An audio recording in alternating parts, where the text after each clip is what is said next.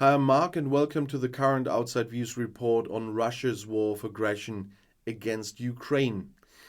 In view of the Russian war of aggression in Ukraine, the Czech Foreign Minister Jan Lipavsky also sees his country under threat.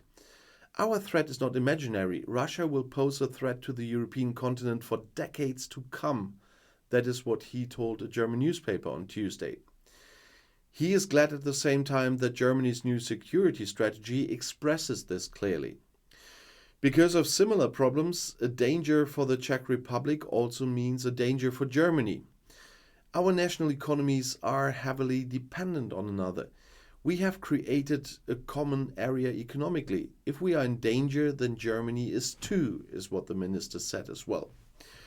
With a view to the NATO summit on July 11th and 12th in Lithuania, Lipavsky sees Ukraine, which has been attacked by Russia, neither ready to join the defense alliance nor the EU.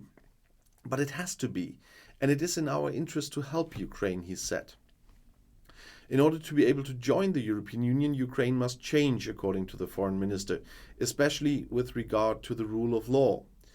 Ukraine still has a lot of problems with oligarchs and various interest groups, but they have the political will to do it. That's the point of view of the foreign minister.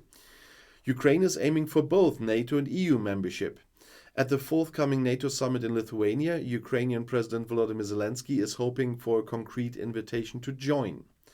In contrast to countries like Lithuania, countries like Germany and the USA do not want to pronounce this. The reason given is concerns about an unpredictable reaction by Russia, which is trying to prevent the country from joining NATO with its war against Ukraine. Another prerequisite for accession is that the country is not at war. That is for every country that wants to join.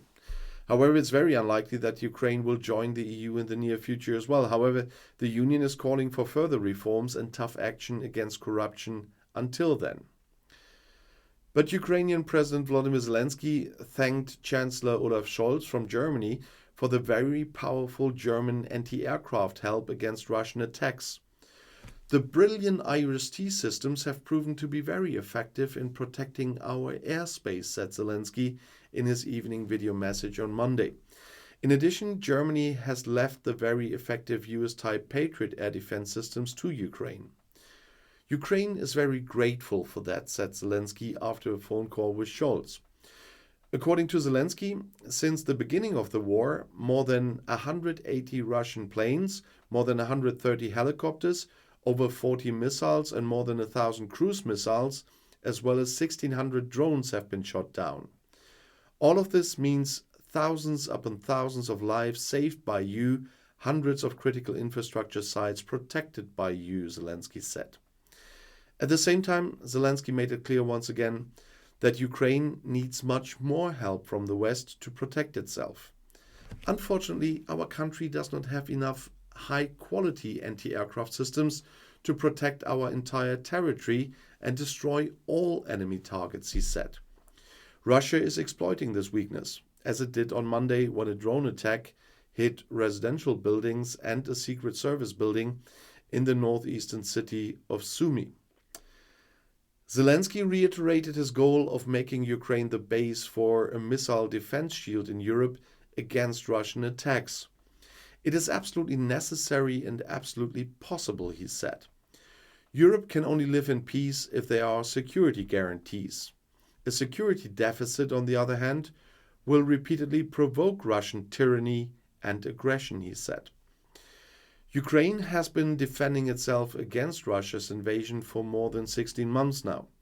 The West is supporting the country, which is fighting for its independence, with billions in financial aid and heavy weapons and ammunition. Ukraine is currently trying to liberate its areas occupied by Russian troops with a counteroffensive. And in their phone call on Monday, Scholz and Zelensky discussed the political, military and humanitarian situation in Ukraine. According to the German government spokesman Steffen Hebestreit, the Chancellor reiterated the ongoing and unbreakable solidarity with Ukraine. Germany will continue to provide support, including in the military field, in close coordination with international partners. According to a statement by Zelensky, the Ukrainian and German positions before the NATO summit in Vilnius in Lithuania next week were also coordinated in the talks. According to media reports, no decision has yet been made about Zelensky's personal participation in the summit. In the phone call, future security guarantees for Ukraine were also discussed, as at least sources in Kiev said, but details were not given. Scholz and Zelensky also called for the grain agreement under the aegis of the United Nations, which expires on July 17th, to be extended because it will help to improve global food supplies. In order to persuade Russia to extend the grain agreement with Ukraine, the EU is considering possible concessions. According to diplomats, the Russian Agricultural Bank could be offered to tolerate circumvention of EU sanctions. The bank could therefore set up a subsidiary in order to be able to use the SWIFT international financial communication network again to process certain payments. Due to sanctions due to the Russian war of aggression, they are currently not allowed to do so. According to information the German press agency has, the background to the considerations is Russia's threats to let the agreement on the export of Ukrainian grain via the Black Sea expire in the middle of the month. Moscow points to alleged restrictions on Russian agricultural and fertilizer exports, which are expected to be eased in return for Ukrainian grain exports. In this context, Russia is also demanding an end to sanctions against the state agricultural bank in order to be able to process payments more easily. Russia blocked grain exports from the neighboring country for months after they attacked Ukraine in February last year. In the summer of 2022, with the mediation of the United Nations and Turkey, an agreement was concluded between the two warring parties so that Ukrainian grain was then shipped again. Most recently, the agreement was extended for another 2 months in mid-May, combined with Moscow's demand to now also facilitate its own exports. We will see if that happens with the thing, but the fact that the EU is not simply lifting the sanctions against the agricultural bank has to do with the fact that there would probably not be the necessary consensus among the member states. However, allowing a new subsidiary to use SWIFT could not prevent opponents of such a step. Supporters of the measure point out that grain exports are very important not only for Ukraine, but also for recipient countries in Africa and Asia. In addition, from their point of view, it must be prevented that Russia can blame the West for a possible failure of the agreement. So this is an ongoing topic and I will keep you informed. If you want to get more information right now, the next video is right here in the end screen. I'll see you there. I'll be back.